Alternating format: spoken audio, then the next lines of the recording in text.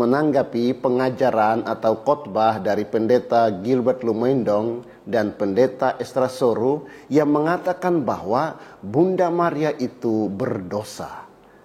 Kita lihat cuplikan videonya.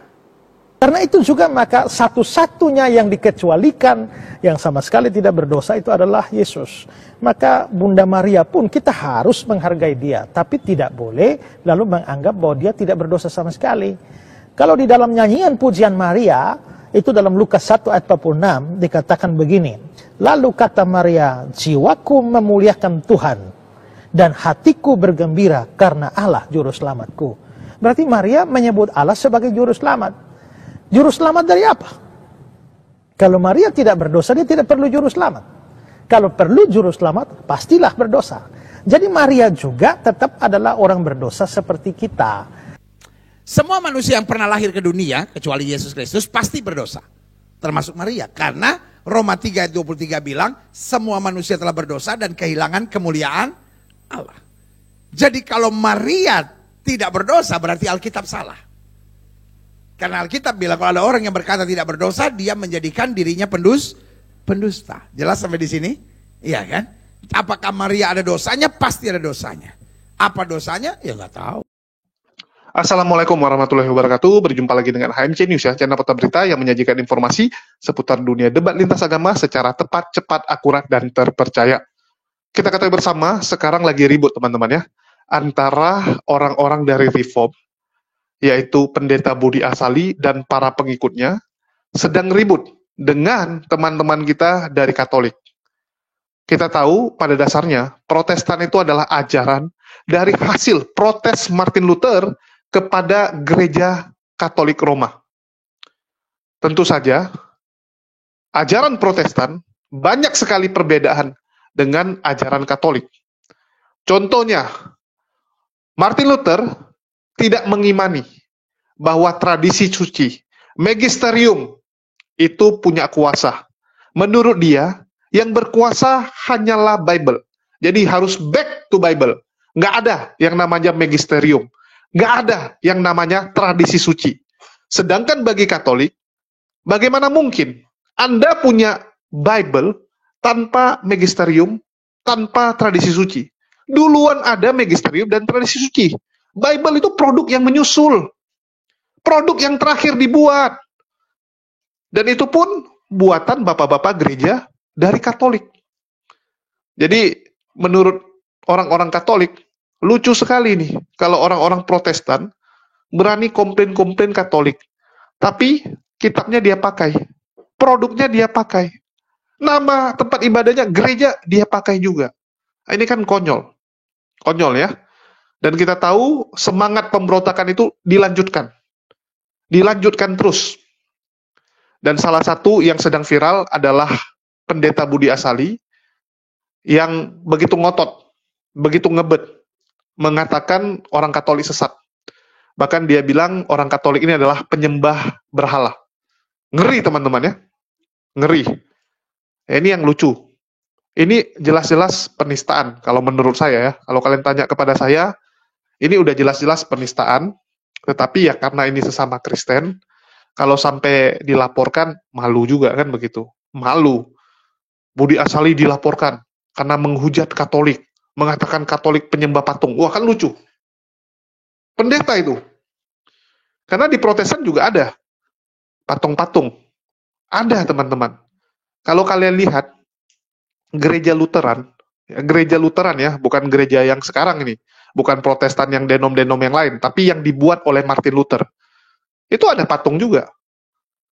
Ya, ada patung juga. Jadi waktu zaman Calvin, itu baru mulai tuh patung-patung dihilangkan. Baru sekarang ada reform, kan begitu.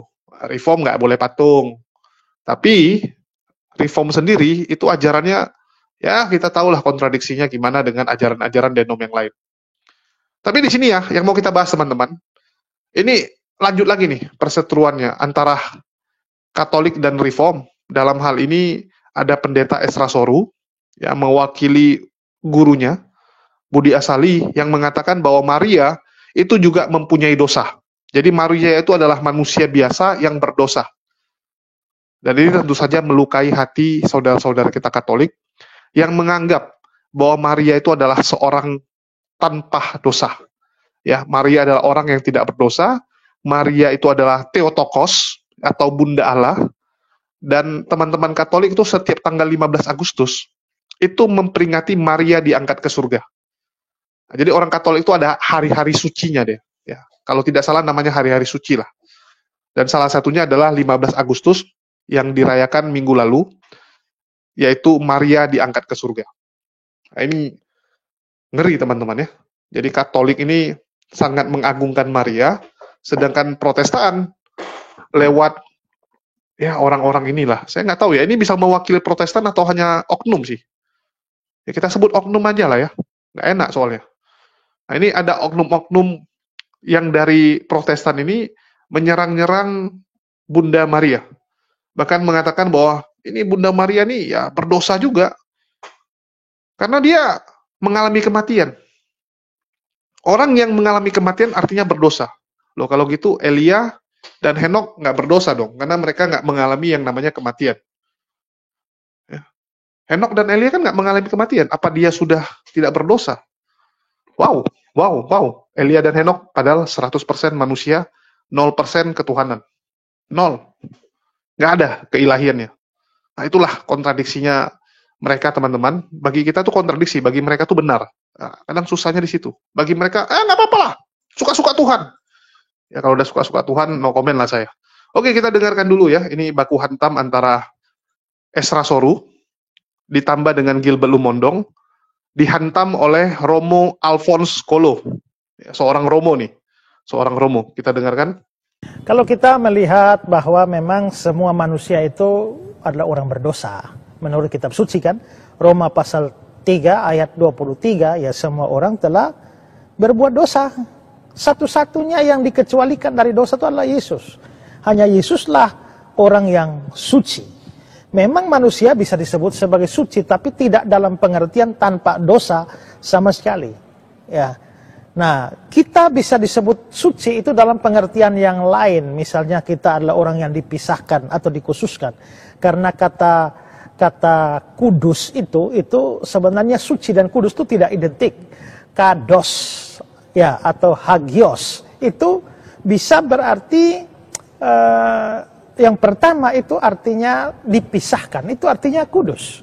Jadi kalau ada banyak, saya punya banyak pulpen, saya ambil pulpen ini dan kasih pindah di sini, terpisah dari pulpen yang lain, pulpen yang terpisah itu namanya pulpen kudus. Lalu juga kudus itu bisa berarti dikhususkan. Jadi misalnya, ini saya punya banyak nomor HP, tapi satu HP saya khususkan bagi tanya jawab. Berarti HP yang dikhususkan itu tanya jawab itu adalah HP kudus. Lalu arti kudus yang ketiga itu barulah suci. Jadi suci itu hanya salah satu arti dari kudus. Nah, kalau kita bicara, makanya saya juga bisa dikatakan saya orang kudus, bukan karena saya tanpa dosa. Saya orang kudus karena saya dikhususkan untuk Tuhan. Atau saya dipisahkan dari orang lain untuk melayani Tuhan. Saya orang kudus. Tapi kalau bicara suci, maka memang tidak ada orang suci. Kalau Alkitab bicara ada orang-orang yang kudus, itu dalam pengertian seperti tadi, atau misalnya dalam perbandingan dengan orang lain, seperti dikatakan bahwa Nuh adalah orang yang tidak bercela di antara orang sejamannya. Bukan berarti Nuh tidak berdosa. Nah, karena itu juga maka satu-satunya yang dikecualikan, yang sama sekali tidak berdosa itu adalah Yesus. Maka Bunda Maria pun kita harus menghargai dia, tapi tidak boleh lalu menganggap bahwa dia tidak berdosa sama sekali. Kalau di dalam nyanyian pujian Maria, itu dalam Lukas 1 ayat 46 dikatakan begini. Lalu kata Maria, jiwaku memuliakan Tuhan dan hatiku bergembira karena Allah juru selamatku. Berarti Maria menyebut Allah sebagai juru selamat. Juru selamat dari apa? Kalau Maria tidak berdosa, dia tidak perlu juru selamat. Kalau perlu juru selamat, pastilah berdosa. Jadi Maria juga tetap adalah orang berdosa seperti kita. Tapi dia mendapatkan anugerah kasih karunia untuk dipilih untuk melahirkan sang juru selamat.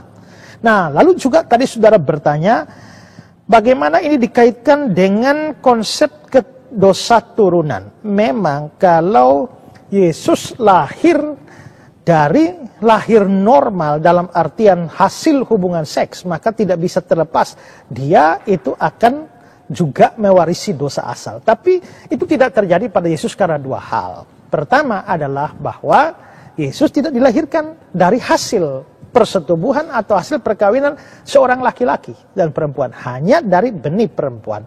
Tapi bagaimanapun juga itu belum bisa aman karena Maria pun itu kan manusia, dia kena dosa asal.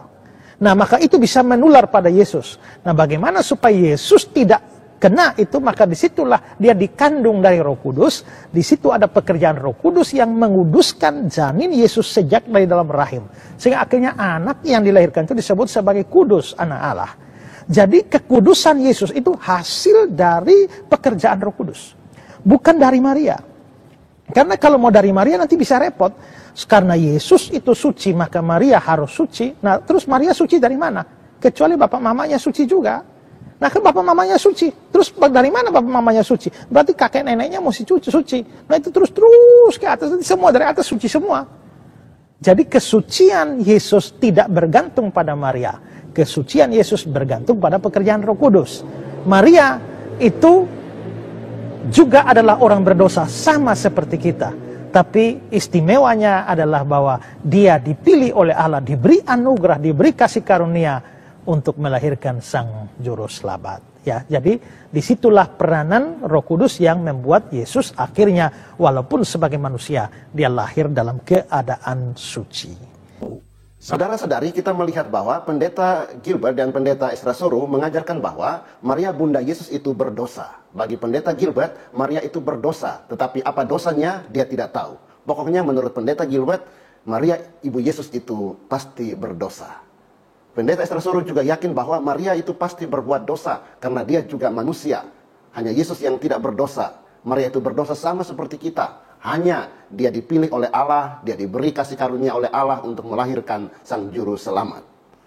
Saudara-saudari, saya kurang tahu apa motivasi pendeta Gilbert dan pendeta Estrasoro yang selalu berbicara tentang Bunda Maria dan bahkan yakin bahwa Maria itu berdosa. Bukankah ini bisa menjadi sebuah tuduhan atau menghakimi Bunda Maria? Ajaran Gereja Katolik bertolak belakang dengan pengajaran pendeta Gilbert dan pendeta Estrasoro. Gereja Katolik mengajarkan secara resmi bahwa Maria Bunda Yesus dikandung tanpa noda dosa. Maria tidak berbuat dosa. Berikut penjelasannya. Perlu diketahui bahwa ada 4 ajaran resmi Gereja Katolik tentang Bunda Maria. Yang pertama, Maria Bunda Allah, Theotokos atau Mater Dei.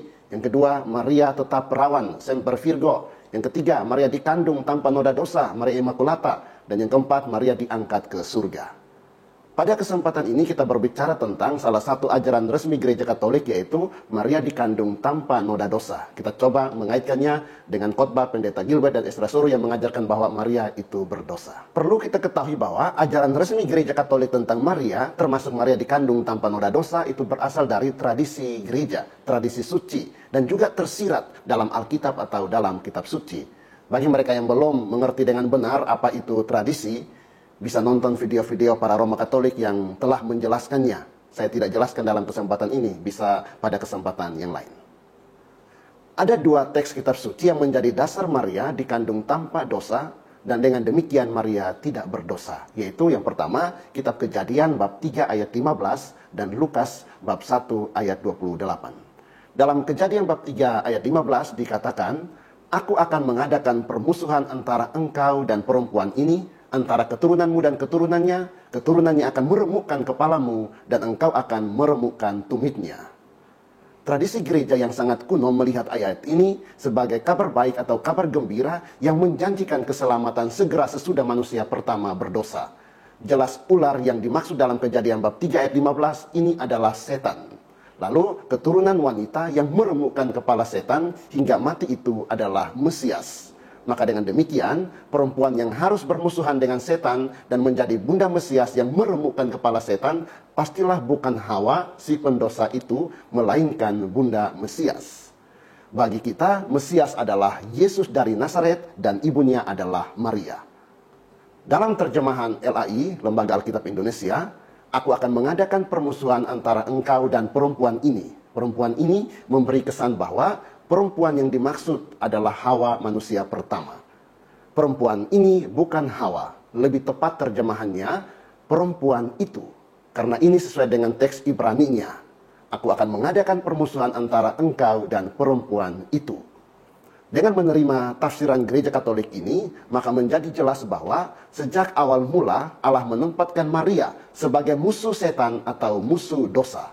Aku akan mengadakan permusuhan antara engkau dan perempuan itu. Maka Maria yang bersatu erat dengan Yesus putranya, yang meremukkan kepala setan, Maria sejak semula melawan setan atau lawan dosa. Artinya Maria tidak berdosa, Maria dibebaskan dari noda dosa.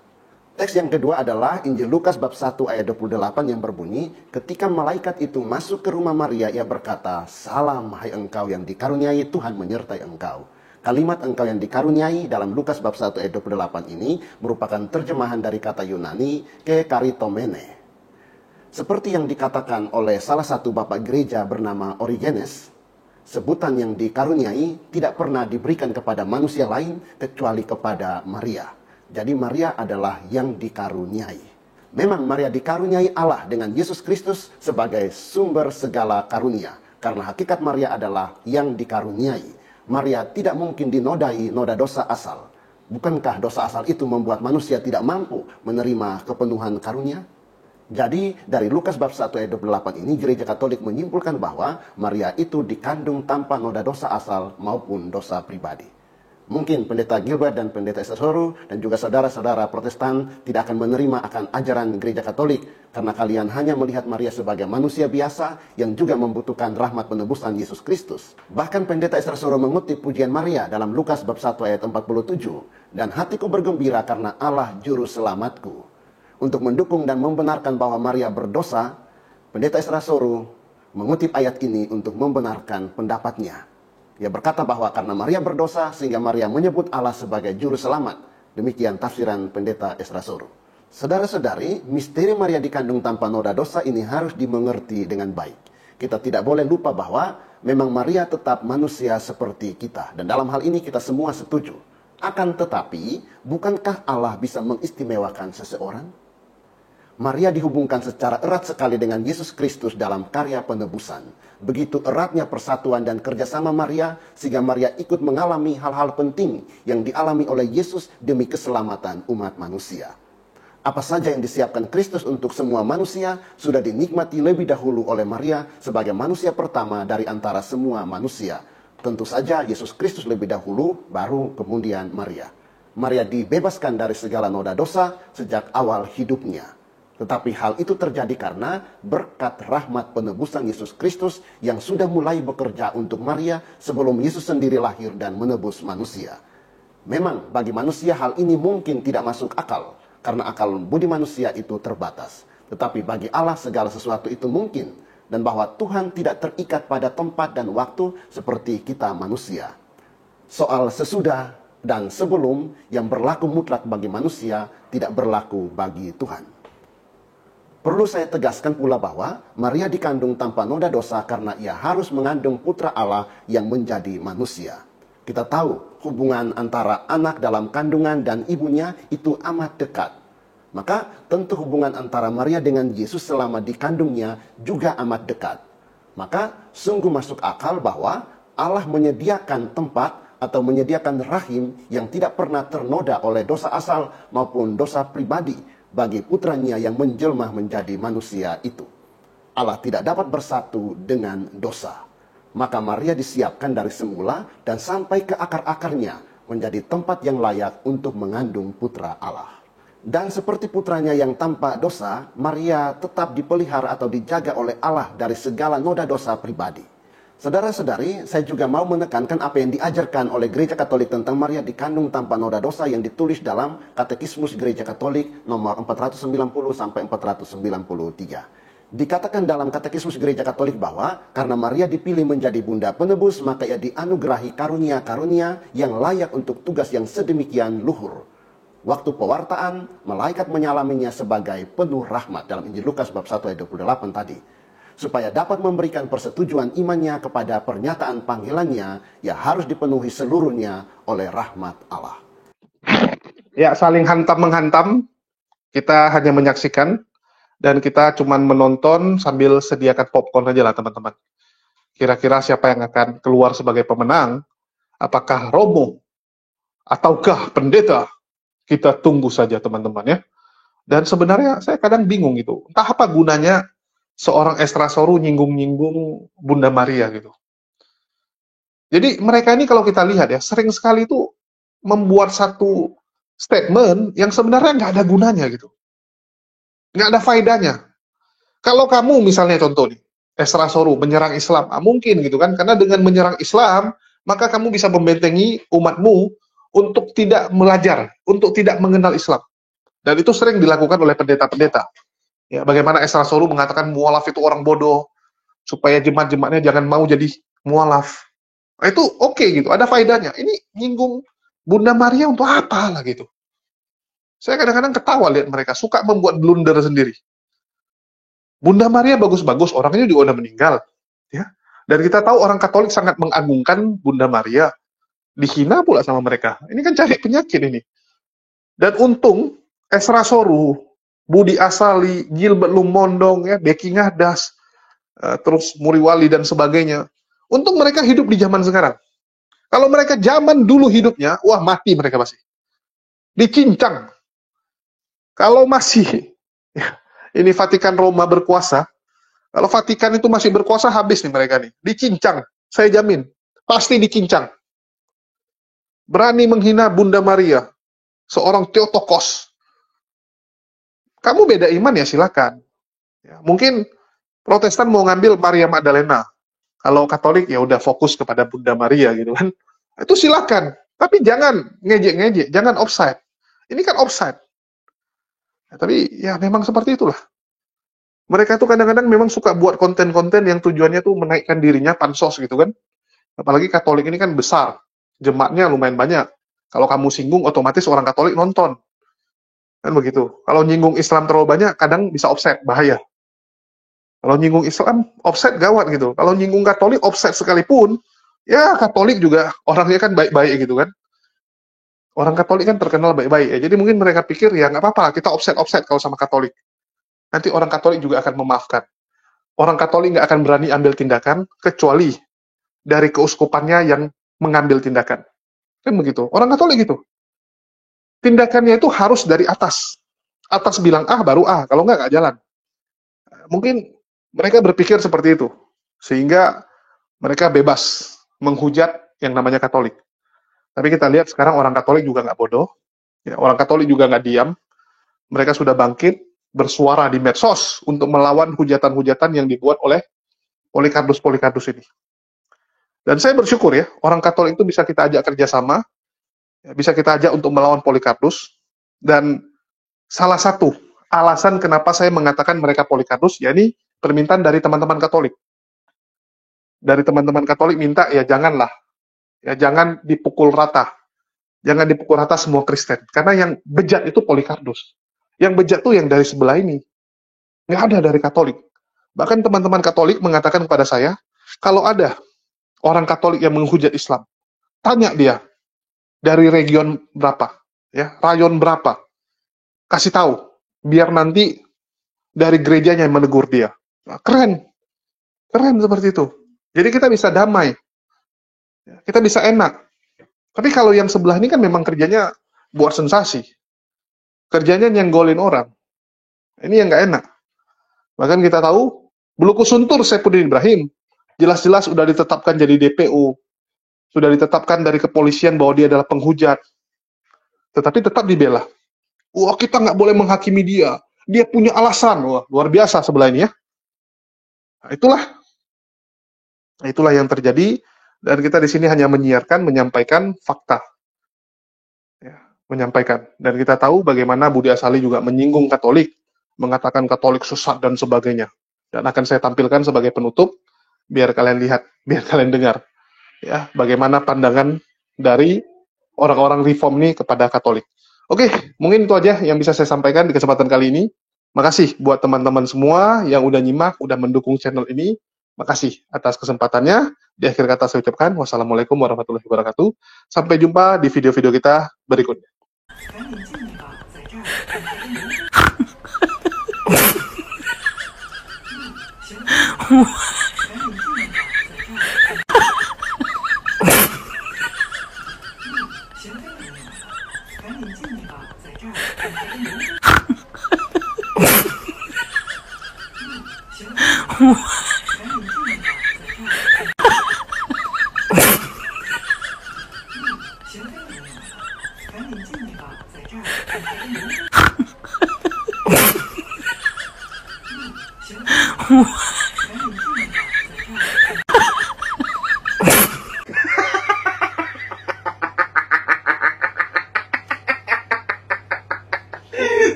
Bagaimana menurut saudara-saudara?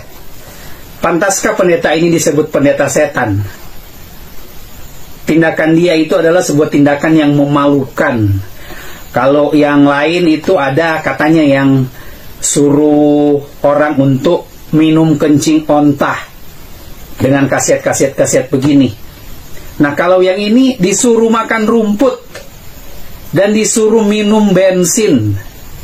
Saya melihat video ini bercampur aduk, marah, ketawa, ngakak. Nah, saudara bisa nilai sendiri, apakah pendeta ini pantas untuk disebut pendeta? Ya, saya kasih judul di situ di thumbnail, pendeta setan, biadab, memalukan, dan ya jemaatnya botol, jemaatnya itu goblok. Salib atau bahkan kepada Alkitab, kita punya rasa hormat sedikit saja kepada benda ini, Alkitab ini, maka kita melakukan penyembahan berhala. Mau tahu yang nyembah patung ini, aku kasih gambarnya nih.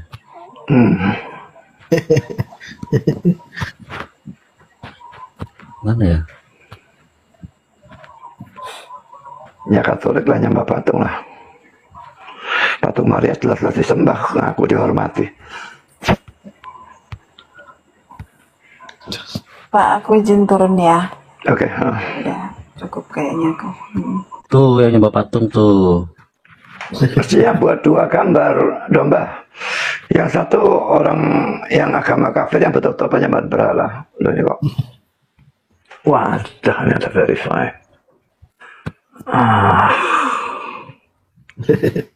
Itu apa kalau bukan menyembah? Nah ya seperti begini bukan menyembah, itu apa? Doa novenamu Salam Maria. Namanya seperti paro ya, yang di atas itu kasih gambar orang yang betul-betul menyembah berhala. Nah ini dan ini penghormatan, ini penyembahan. Aduh, aku nggak bisa buka lagi nih sebentar.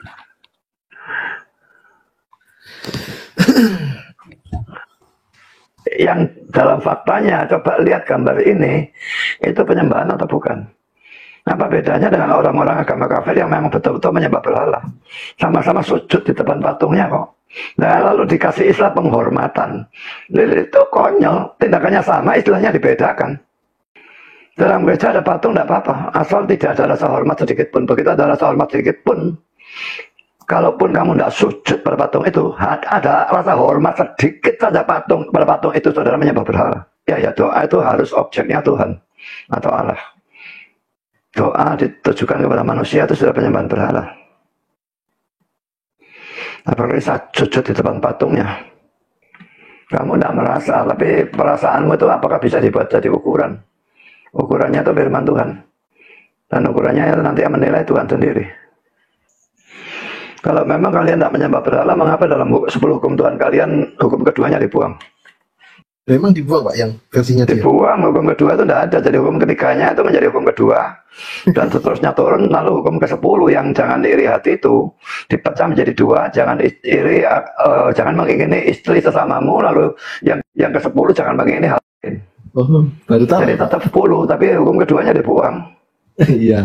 Dan alasan mereka itu tercakup dalam hukum pertama. Padahal hukum pertama dan hukum kedua itu beda. Beda ya. Karena jangan ada ilah lain tuh, Allah lain itu apapun yang kita utamakan atau kita cintai ya, lebih dari Tuhan atau menyamai Tuhan, itu Allah lain.